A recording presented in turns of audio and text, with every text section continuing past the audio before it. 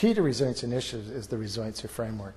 Historically, research has looked at this idea of risk and then people putting skills or protective factors in people's lives that would outweigh the risks.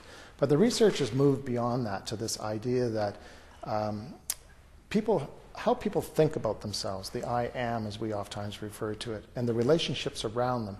It's the interaction between the two that creates this sense of resilience.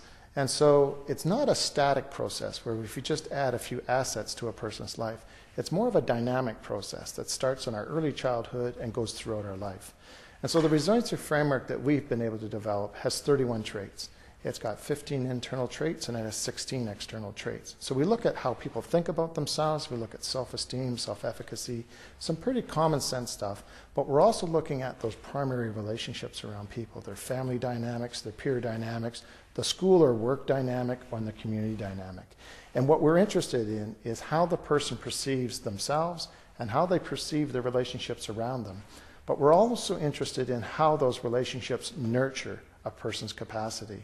You can have friends, but certain friends are going to be adding to your picture and some friends are going to take from your picture. And so it's more those characteristics of how those relationships interact.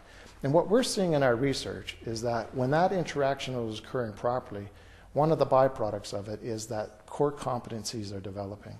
And what we're doing in our models, we're measuring these 7 core competencies. We're looking at characteristics like moral development, social connectedness, emotional connectedness, ambiguity, adaptability. These are traits that help people, even as a child, an adolescent, or a worker, around functional behavior. It's sort of a guidepost that sort of traits that if they're there and they're solid, it's a result of this dynamic process of resiliency. One of the things that we're learning about the resiliency framework is that in a lot of models, we tend to be worried about behavior. And we want to control that behavior because we think if people change their behavior, then to the behavior we're looking for, then they're going to do fine. But I don't have a lot of confidence in that because we've seen in many research studies where once a person steps outside a certain context where the consequences aren't there, their behavior defaults back to the old ways.